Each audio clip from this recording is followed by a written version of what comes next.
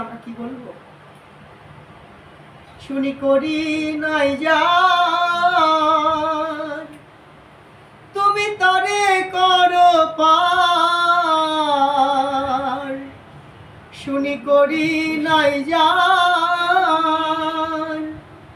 তুমি তরে করো পার।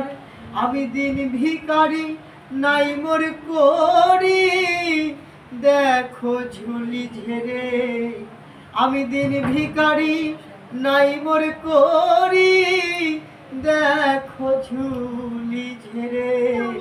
হরিদিন তো গেল সন্ধ্যা হলো পার করো আমারে, হরিদিন তো গেল সন্ধ্যা হলো পার করো আমারে। তুমি পারের কর্তা জেনে বার্তা তাই ডাকি তোমারে, তুমি পারের কর্তা জেনে বার্তা তাই ডাকি তোমারে। হরিদিন তো গেল সন্ধ্যা হলো পার করো আমারে। যারা আমি আগে এসে ঘাটে রইলাম বসে, আমি আগে এসে ঘাটে রইলাম বসে, যারা পরে এলো আগে গেল আমি রইলাম পরে, যারা পরে এলো আগে গেল আমি রইলাম পরে। হরিদিন তো গেল সন্ধ্যা হলো পার করো আমারে, হরিদিন তো গেল সন্ধ্যা হলো পার করো আমারে। তুমি পারের কর্তা জেনে বার্তা তাই ডাকি তোমারে, তুমি পারের কর্তা জেনে বার্তা তাই ডাকি তোমারে। হরিদিন তো গেল সন্ধ্যা হলো পার করো আমারে। বলছেন আমি আগে এসে যেদিন ভবসিন্ধুর পাড়ে গিয়ে গোবিন্দকে বলবো, হে গোবিন্দ আমি আগে এসে ঘাটে রইলাম বসে, যারা পরে এলো আগে গেল আমি রইলাম পরে। কেন? তারাই তো আগে যাবে যাদের কাছে সেই কানের সোনা আছে, যাদের কাছে সেই কানের সোনা আছে, যারা সেই কানে শোনা গোবিন্দের কথামৃত ধন সম্পদ করে হৃদয়ে ভরে নিয়ে গিয়েছেন গোবিন্দের কাছে, তারাই তো অনায়াসে পার হয়ে যেতে পারবে। যদি আমরা গোবিন্দের কথা শ্রবণ না করি, ভগবানের কথা শ্রবণ না করি, সাধু সঙ্গ না করি, তাহলে সেই অর্থ কানের শোনা যদি আমাদের না থাকে, তাহলে ভবনদীর পাড়ে গিয়ে সারাদিন বসে থাকলেও গোবিন্দ আমাদের পার করবেন। তখন গোবিন্দের কাছে এটাই বলতে হবে, যারা পরে এলো আগে গেল আমি রইলাম পরে। আমি তো পরেই রইব, আমার কাছে তো করি নেই। করি কি? শুনি পারের সম্বল তোমার নামটি কেবল, শুনি পারের সম্বল তোমার নামটি কেবল। আমি দিন ভিখারি নাই মোর করি দেখো ঝুলি ঝেড়ে। পারের সম্বল কি? তোমার নাম। ভগবানের নামই হচ্ছে সেই ভবপারের সম্বল। একদিন সবাইকেই যে চলে যেতে হবে। আমরা ভাবি না কখনো যে এই 7টা দিনের মধ্যেই আমাদের চলে যেতে হবে। যদি আমরা ভাবতাম আমি বাঁচবো না বেশি দিন, ডাক্তার যদি কোনো মুমূর্ষু রোগীকে বলে যে আপনি আর কটা দিন বেঁচে থাকবেন, তিনি কিন্তু এই সংসারের প্রতি উদাসীন হয়ে যাবে। এই সংসারের কোনো কিছু তাকে স্পর্শ করতে পারবে না, ভালো লাগবে না সংসার সুখ। তিনি সদা সর্বদা গোবিন্দের নাম করবে। আর আমাদের কে বলবে সে কথা? আমি তো দিব্যি হেসে খেলে কাটিয়ে দিচ্ছি। সংসারের জন্য 24 ঘন্টা সময় দিতে পারি, কিন্তু আমার গোবিন্দের সেবার জন্য সময় দিতে সময় পাই না। গোবিন্দের জন্য গোবিন্দের মালা জপ করার সময় পাই না, কৃষ্ণ নাম করার সময় পাই না, ভগবদ গীতা পাঠ করারও আমি সময় পাই না। সময়টা কবে হবে? যেদিন চলে যাব সেদিনই সময় হবে, এর আগে আর আমাদের সময় হবে না। তাই সময় থাকতে বললেন কানে শোনা, শুনে রাখতে হবে। তো কি বলেছিলাম? দোলচে দোল গোবিন্দ, দোলনায় গোবিন্দকে দর্শন করা, কুসুম দোলায় গোবিন্দ দুলছে, সেটা যদি কেউ দর্শন করে তাহলে তার আর পুনর্জন্ম হয় না। আর চাপে চ মধুসূদন, মানে নৌকায় চললে ভগবানকে নৌকা বিলাস দর্শন করলে তার আর পুনর্জন্ম হয় না। আর কি বললেন? রথে চ বামনং দৃষ্ট, কি বললেন? রথে চ বামনং দৃষ্ট পুনর্জন্ম নবিদ্যতে। রথে বামন রূপী ভগবানকে যদি কেউ একটিবার দর্শন করে, দেখবেন লক্ষ লক্ষ মানুষ মুক্তি পাওয়ার জন্য ভগবানকে, জগন্নাথকে দেখলেই মুক্তি লাভ হয়ে যাবে। তাই আমরা কি করি? লক্ষ লক্ষ জনতা ভিড় করছে ভগবানকে দর্শন করার জন্য। কেন? রথে চ বামনং দৃষ্ট পুনর্জন্ম নবিদ্যতে। একবার যদি রথে বামন রূপী ভগবান জগন্নাথ দেবকে দর্শন করা যায় তাহলে তার আর পুনর্জন্ম হয় না। হয় কি? এটাই শাস্ত্র বলছে। তাই রথে, এই যে রথযাত্রা চলছে, রথে গোবিন্দকে দর্শন করলে আমাদের আর পুনর্জন্ম হয় না। আচ্ছা, তাহলে একটা প্রশ্ন করি, যে এই যে রথে 5 জন মানুষ মারা গেল, ওদের কোথায় জন্ম হবে? হরে কৃষ্ণ। যে প্রশ্নটি তিনি করেছেন সে প্রশ্নটি খুবই গুরুত্বপূর্ণ প্রশ্ন। দেখুন, আমরা, ভগবান বলেছেন, এক গুরুদেব এক শিষ্যকে বললেন যে দেখ, একটু আগে আমরা যে বলেছিলাম সর্বজীবে ভগবান দর্শন করতে হবে। সমস্ত জীবের মধ্যেই ভগবান আছে, সমস্ত জীবের মধ্যে ভগবান আছে, সমস্ত জীবকে ভালোবাসতে হবে। তো গুরুদেবের কাছে যখন এই কথা শুনলেন শিষ্য, জয় রাধে, কথা বলা যাবে না, গুরুদেবের কাছে যখন শিষ্য এই কথা শুনলেন, পরের দিন শিষ্য যখন রাস্তা দিয়ে হেঁটে যাচ্ছেন, দেখলেন একটা পাগলা হাতি আসছে তেরি। মাহুত হাতির উপরে থেকে বলছে সরে যাও, সরে যাও, পাগলা হাতি আসছে, সরে যাও। তো ওই শিষ্য ভাবছে গুরুদেব তো কাল রাতে বলেছিল যে সমস্ত জীবেই ভগবান, এর হাতির মধ্যেও তো ভগবান আছে, তাহলে আমি হাতিকে আরো প্রণাম করবো, আমি হাতি থেকে দূরে চলে যাবো কেন? মাহুত বলছে সরে যাও, পাগলা হাতি আসছে। গুরুদেব আর শিষ্য ভাবছেন যে গুরুদেব তো কাল বলেছিল যে সমস্ত জীবের মধ্যেই ভগবান আছে, তাহলে ওর মধ্যেও তো ভগবান, আমি ওকে প্রণাম করবো। পাগলা হাতি তেরে আসছে, মাহুত উপর থেকে বলছে তুমি সরে যাও, সরে যাও। উনি গিয়ে কি করলেন? সেই পাগলা হাতিকে প্রণাম করলেন। পাগলা হাতি কি করলো? সুর দিয়ে পেঁচিয়ে ধাপাস করে একটা আছাড় মেরে তার কোমরটা ভেঙে দিল। কোমর ভেঙে গিয়েছে, বিছানায় শয্যাশায়িত হয়ে পড়ে আছে। গুরুদেব আসছেন, কি ব্যাপার? বলেন গুরুদেব, আপনি যে বললেন যে সমস্ত জীবেই ভগবান, আমি সেই সমস্ত জীবের মধ্যে ভগবান ভেবে হাতিকে প্রণাম করতে গিয়েছিলাম, আর হাতি দেখুন আমার এই দশা করেছি।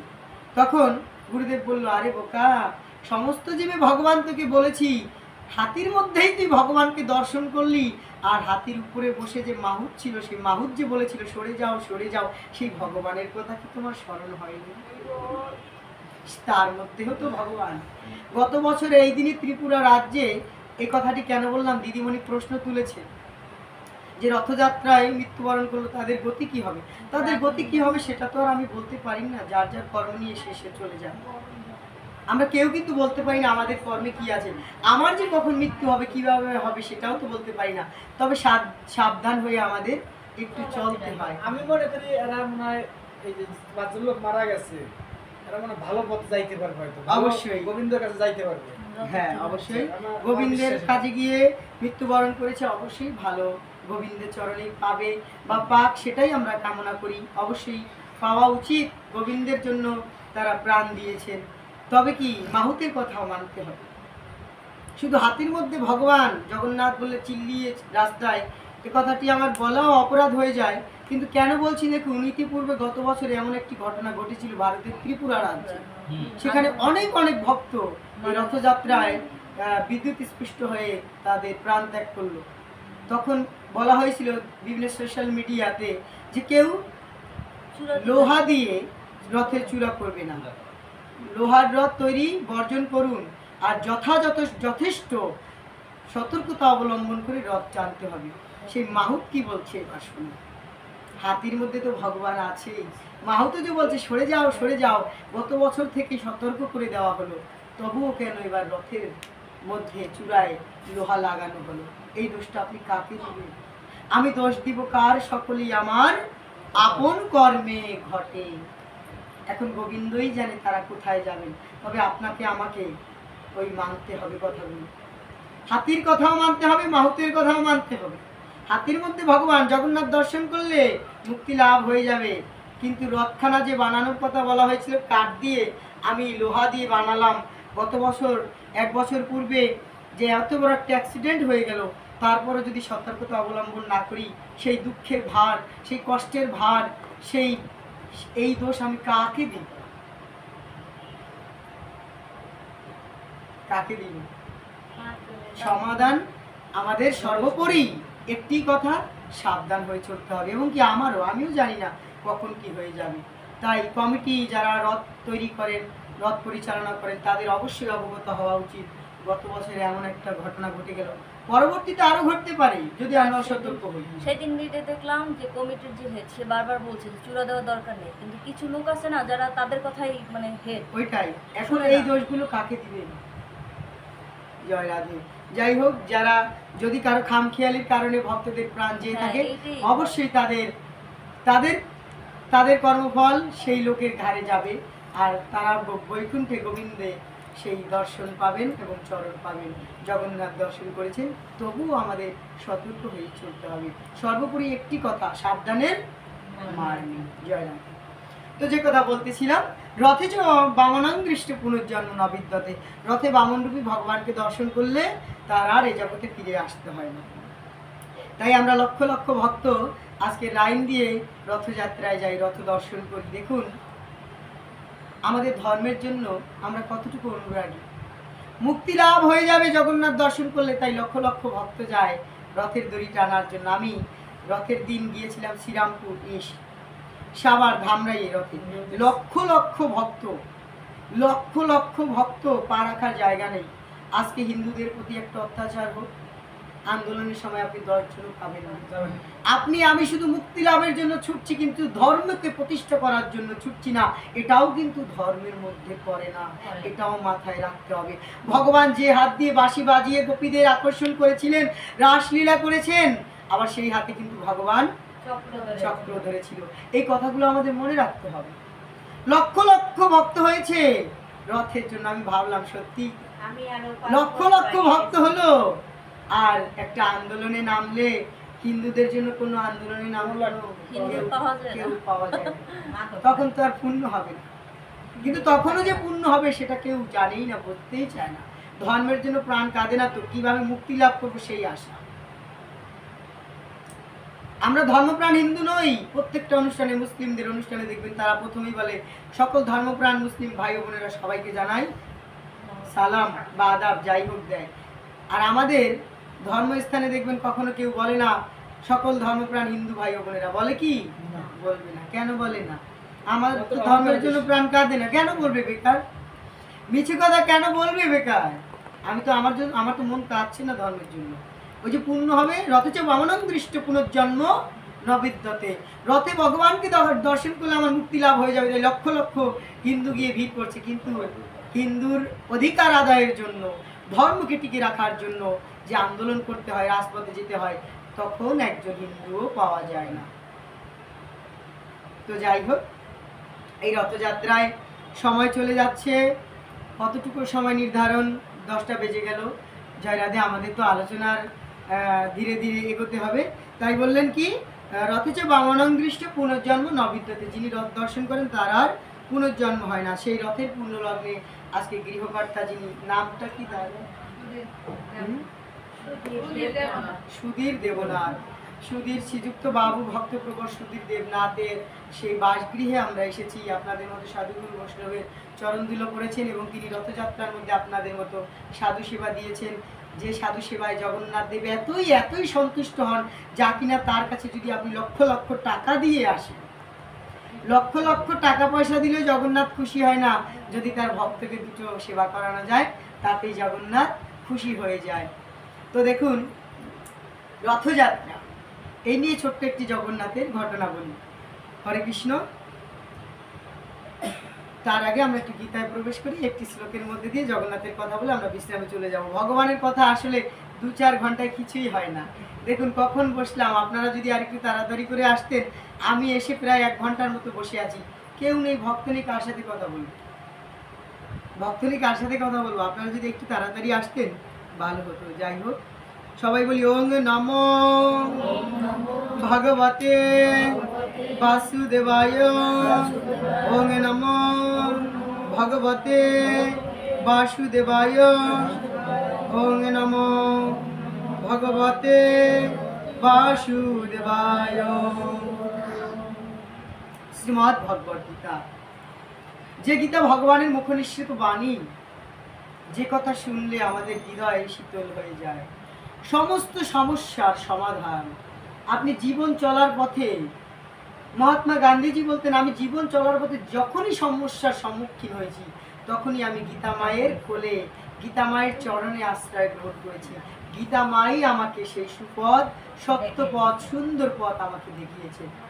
আপনি আমিও যদি চাই জীবন চলার পথে সমস্ত সমস্যার সমাধান এই শ্রীমদ্ ভগবত গীতার মধ্যে আছে। যদি আমরা চাই তাহলে এখান থেকে আমরা সমস্যা সমাধান করতে পারবো। এই শ্রীমদ্ ভগবত গীতা ভগবানের মুখ নিঃসৃত বাণী, যে বাণী 18 দিন কুরুক্ষেত্রে যুদ্ধে বসে ভগবান গিয়েছেন, অর্জুনকে দিয়েছেন। অর্জুনকে কেন্দ্র করে জগৎবাসীকে দিলেন যে হে জগৎবাসী, তোমরা এই শ্রীমদ্ ভগবত গীতা পঠন করো। এই জ্ঞানে জ্ঞানান্বিত হয়ে তোমরা তোমাদের পথ অগ্রসর হও। এই পথটা যে বড় সুদূর পথ, সেই পথে আমাদের সকাল সকাল যেতে হয়। বলেন সকাল সকাল না গেলে অকালে কৃষ্ণ ভজন হয় না। তাই সকাল সকাল গোবিন্দের পথে আসতে হবে। প্রতিনিয়ত সন্তানদের দিয়ে গীতা পাঠ করাতে হবে, নিজেদের পাঠ করতে হবে। ভগবান গীতায় কি বললেন দেখুন, অর্জুন ছিলেন বিষাদগ্রস্ত। এ জগতে যিনি দুঃখ না পেয়েছেন তিনি কখনো সুখ লাভ করতে পারেন না। সুখের পরে দুঃখ, আবার দুঃখের পরেই সুখ। যিনি দুঃখ পেয়েছেন তিনি কিন্তু ভগবানকে ডাকেন। দেখবেন যার একটু বেশি টাকা পয়সা আছে, যে একটু সুখে আছে বেশি, সে কিন্তু ভগবানকে ডাকতে চায় না। ভগবানকে ডাকতে চায় না কেন? ভগবান গীতায় বলেন 4 প্রকার ব্যক্তি আমাকে ডাকে, আমাকে জানতে চায়। কারা? আর্ত, জিজ্ঞাসু, অর্থার্থী এবং জ্ঞানী। এই 4 প্রকার ব্যক্তি আমাকে জানতে চায়। আর্ত ব্যক্তি কারা? যারা দুঃখ কষ্ট পায় তখনই ভগবানকে ডাকে, হে ভগবান আমি এত কষ্টে আছি, তুমি আমার কষ্ট লাঘব করে দাও। আর অর্থার্থী যারা অর্থ চায়, যেমন ধনং দেহি, জনং দেহি, যশং দেহি। দুর্গা মা, কালী মায়ের পূজা করে বলে, মা এবার 10 লাখ টাকা ব্যবসায় লাভ হয়েছে, সামনের বার যদি 20 লাখ টাকা হয় তোমাকে মা আমি স্বর্ণ দিয়ে চক্ষু বানিয়ে দিব। আবার বাবা লোকনাথের কাছে আমরা মানত করি, বাবা তোমাকে সোনার চোখ দিব। ভগবানকে বলি তোমাকে একটা সোনার তুলসী দিব যদি 10 লক্ষ টাকা। মানে অর্থার্থী, মানে অর্থের জন্য ভগবানকে ডাকা। আমরা ধন চাইতেছি, ধন চাইছি মানে ভগবানের সাথে একটা ব্যবসা। তুমি দিবে তো তোমাকে দিব, তুমি না দিলে তোমাকে দেব না। হ্যাঁ, ক্ষণস্থায়ী, জয় রাধে।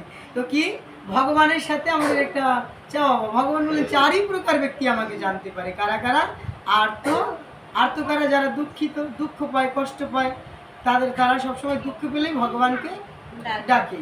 আর অর্থার্থী, অর্থের জন্য ভগবানকে ডাকে। আর কি? আর্ত, অর্থার্থী, জিজ্ঞাসু মানে যারা জিজ্ঞাসু, যাদের জানার ইচ্ছা। জানার ইচ্ছাকে কি বলে? জিজ্ঞাসু। জানার কৌতূহল। কিছু মানুষের মধ্যে জানার কৌতূহল থাকে, সত্যিই তো। সেই সকাল থেকে, সকালে ঘুম থেকে উঠে ব্রাশ করে ফ্রেশ হয়ে অফিসে চলে গেলাম, অফিস করে আসলাম, সারাদিন শেষে রাত্রিতে চলে আসলাম। এই কি আমার কর্ম? মনে মনে একটা জিজ্ঞাসা আছে, এটাই কি আমার কর্ম? আমি মানুষ হয়ে জন্মগ্রহণ করেছি, এটাই কি আমার কর্ম? মনের মধ্যে একটা জিজ্ঞাসা। তখনই তিনি ছুটে চলেন সাধুগুরু বৈষ্ণবের সঙ্গে, জ্ঞানীজন গুণীজনের কাছে গিয়ে জিজ্ঞাসা করতে থাকেন যে আমার কর্মটা কি। যেমন করে মহাপ্রভুর কাছে জিজ্ঞাসা করেছিলেন সনাতন গোস্বামী, হে প্রভু বলো আমার কর্ম কি? কেন মরে যারে তাপত্রয়? কে আমি? কেন মরে যারে তাপত্রয়? ইহা না জানিলে জীবের কৈসে হিত হয়। আমি কে? কোথা থেকে আসলাম? কোথায় বা যাব প্রভু? কে সৃষ্টি করলো, কোথা থেকে আসলাম, এই তত্ত্ব জানার জন্য মনের মধ্যে একটা কৌতূহল জাগে। তখনই কিন্তু আমরা এই ভক্তের সঙ্গে ছুটে আসছি যে সত্যিই তো সারাদিন তো সংসারের পিছনেই তো খেটে মরলাম, আমি চলে গেলে এই সংসারকে আমরা যতদিন দিতে পারি এই সংসার ততদিন ভালোবাসে, এই সংসারকে যেদিন দিতে পারবো না সেদিন আর সংসার কি ভালোবাসবে? ফুলের মধ্যে যতদিন মধু আছে ভ্রমরা আসবে, গুনগুন করে গান করবে, ফুলের মধু খেয়ে চলে যাবে, মধু শেষ, ভ্রমরা কি আর আসবে? গাছে ফল হয়, যতদিন পর্যন্ত গাছে ফল থাকে ততদিন পর্যন্ত পাখি আসে, গান করে, কলকাকলি করে ফল খেয়ে চলে যায়, কিন্তু ফল শেষ হয়ে গেলে সেই গাছে পাখি এসে আর বসে না। তদ্রূপ এই সংসারের পিছনে আপনি যতদিন দিচ্ছেন এই সংসার শুধু দিতেই বলে বলে আরো দাও, আরো দাও, আরো দাও, কিন্তু জয় রাধে বলছে যেদিন দিতে পারবো না সেদিন এই সংসার বলবে কি, এ জঞ্জাল মরিলে বাঁচি মন আমার, মানুষ হইয়া জন্ম লইয়া মানুষের করিলাম কি। যেদিন দিতে পারবো না বিছানায় বসে থাকে তখন মনে মনে ভাবে এটা মরলে এখন বাঁচি, নিজেও কষ্ট পাচ্ছে আমাদেরও কষ্ট দিচ্ছে, বলে না অনেকে বলে। এবং কি বাবা মাকে পর্যন্ত ছেলে মেয়েরা সামনাসামনি বলে ভগবান আমার মাকে নিয়ে যাও, এসে প্রার্থনা করে ভক্তগণ আমার বাবা মার জন্য একটু আশীর্বাদ করবেন, খুব কষ্ট পাচ্ছে, এর চাইতে ভালো গোবিন্দ যদি কৃপা করে নিয়ে যায়। সত্যি তো এই সংসারে কে কার, এই সংসারে কে কার?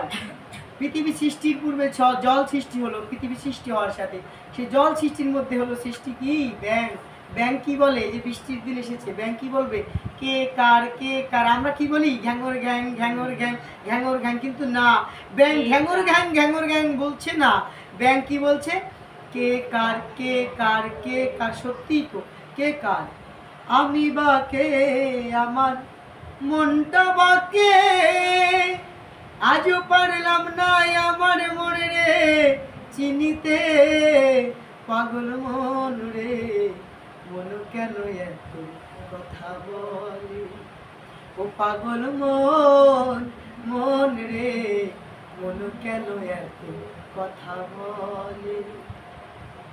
মন যে আমার যত চাই যে বুঝাইতে, মন আমার চাই রঙের ঘোড়া দৌড়াইতে, পাগল মন রে মন কেন এত কথা বলে, ও পাগল মন, মন রে মন কেন এত কথা বলে।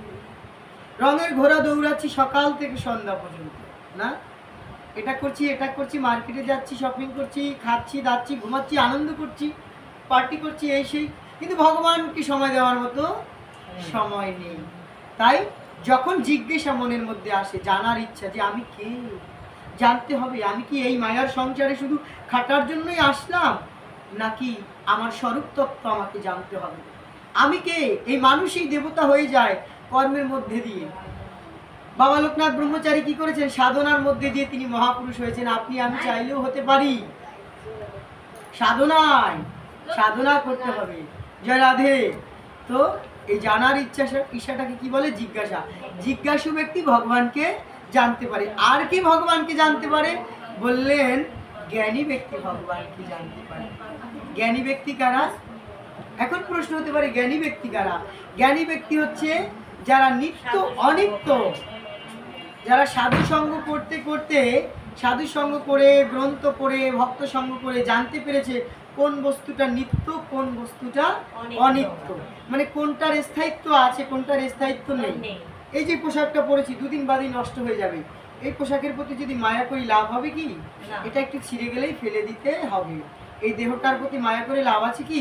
দেহ থেকে প্রাণ পাখি চলে গেলে কেউ আর নাম ধরে ডাকে কি? তখন কি বলে? স্বর্গীয় বলে স্বর্গীয়, তো বলে বলে কি এই লাশটাকে ঘর থেকে বের করে দাও, লাশটাকে ঘর থেকে বের করে দাও। তখন এই নাম ধরে কেউ আর ডাকে না। তো দেখুন এই দেহের জন্য আমরা কত গৌরব করি, কত কিছু করি। এ দেহেরই করো মার্জন ভূষণ, দুদিন পরে নিবে হুতাশ।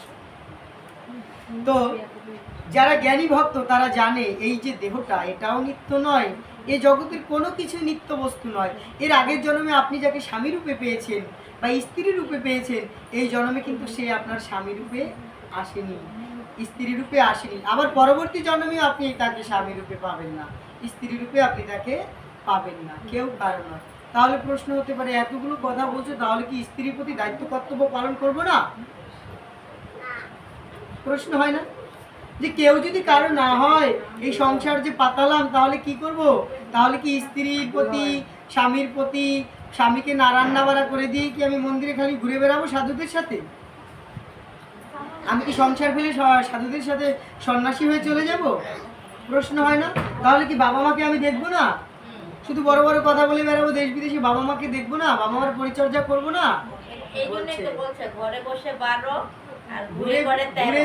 ঘুরে ফিরে 12, ঘরে বসে 13 যদি করিতে পারো। হরে কৃষ্ণ। তো তো দেখুন, বললেন কি, রামকৃষ্ণ পরমহংসদেব বললেন, শিষ্যরা যখন জিজ্ঞেস করলেন, ঠাকুর, যে সংসারী ব্যক্তি কি ভগবানকে পাবে না? তারা তো পিতামাতা, ভাই বন্ধু, আত্মীয় স্বজন, পুত্র পরিজন সমস্ত কিছু নিয়ে থাকে। বলছে সংসারীরাই আগে পাবে। আগে কিভাবে পাবে জানিস? বলে কিভাবে পাবে? বলছে সংসারীরা সংসার করবে কিভাবে? বড়লোকের বাড়িতে যেমন কাজের ঝি কাজ করে, কাজের লোক, তিনি কাজ করে, বড়লোকের বাড়ি এসে কাজ করে, তখন কিভাবে যে আমার রাম, আমার কানাই বড়লোকের ছেলে মেয়েকে লালন পালন করে, খাইয়ে দেয়, নাইয়ে দেয়, ঘুম পাড়িয়ে দেয়, সমস্ত কাজকর্ম করে দেয়। আর মনে মনে ভাবে, এ তো রামকানাই বলে ডাকছি, কিন্তু আমার আসল রামকানাই তো আমার বাড়িতে আছে, আমারও তো রামকানাই আমার ঘরে আছে। সে এই বাড়িতে বসে কাজ করছে বড়লোকের বাড়িতে, কিন্তু তার মনটা পড়ে আছে কোথায়? তার গৃহে। তার গৃহে। যে আমার রামকানাই তো আমার বাড়িতে আছে, সেখানে যেতে হবে। আমার রামকানাই না জানি না খেয়ে বসে আছে, আমি যাব, তারপরে আমার রামকানাই খাবে। রামকৃষ্ণ পরমহংসদেব বললেন, তদ্রূপ ভাবে ভজন করতে হবে। তুমি কাজ করতে এসেছো, করো। ভাই বন্ধু, পুত্র পরিজন, আত্মীয় স্বজন, সবার প্রতি তোমার সমান দায়িত্ব পালন করতে হবে, কিন্তু মনটা রাখতে হবে গোবিন্দের কাছে। বলেন, ভাবতে হবে যে আমি তো এই সংসারে সকলের দায়িত্ব পালন করছি, কিন্তু আমার যে একটা সংসার আছে, সেই সংসারে যে আমাকে ফিরে যেতে বাবা হবে। তো এটাও বলছে, যদি তুমি ওইভাবে না পারো, তুমি যদি যারা যারা দীক্ষিত সারাদিন নাম জপতে না পারো, তুমি সারাদিন কাজের মধ্যে আমাকে নাম দেয় কেন?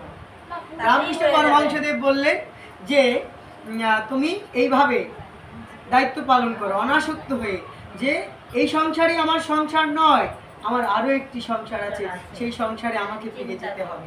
এই ভাবনা নিয়ে যদি কেউ সংসার করতে পারি, যে সবার প্রতি আমাদের দায়িত্ব পালন করতে হবে, বাবা মাকে ফেলে দিয়ে আমি সাধু সন্ন্যাসী হয়ে চলে যাবো, না, ধর্ম হবে না।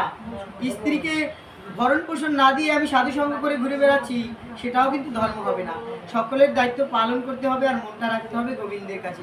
যেমন ঘরের নববধূ সারাদিন, তিনি আরো বললেন, দেখ, ঘরের যে নতুন বউ, রামকৃষ্ণ পরমহংসদেব বললেন যে ঘরের যে নতুন বউ, তিনি কি করেন?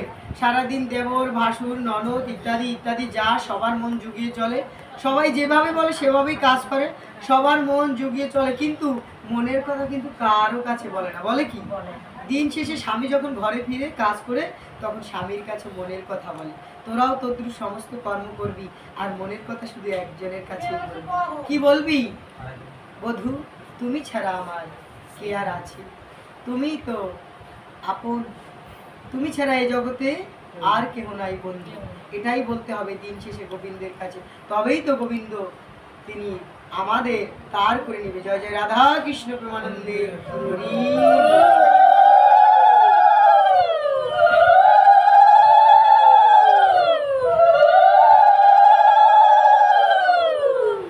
তো দেখুন, কোন প্রসঙ্গে ছিলাম?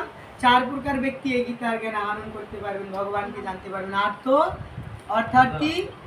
জিজ্ঞাসু আর জ্ঞানী, এই 4 প্রকার ব্যক্তির কথা জানলাম।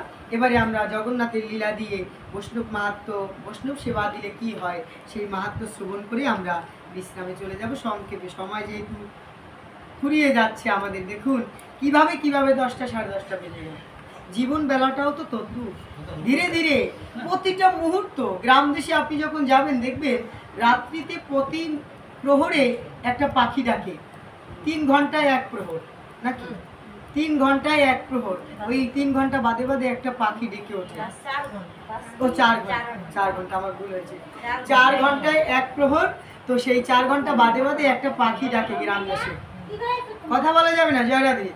তো 4 ঘন্টা বাদে বাদে একটা পাখি যখন ডাকে, তখন ইশারা দেয় কি জানেন, যে বলছে জীব দেখো 4 ঘন্টা বাদে বাদে আমি উঠে ডাকছি কেন, হে জীব ওঠো, তোমার জীবন থেকে চেয়ে দেখো আরো 4টা ঘন্টা চলে গেল।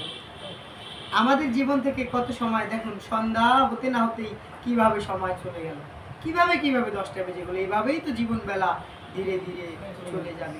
তাই পাখি আমাদের এক প্রহরে প্রহরে এসে সজাগ করিয়ে দিয়ে বলে, জাগো জীব জাগো, জীব জাগো, জীব জাগো, গোরা চাঁদ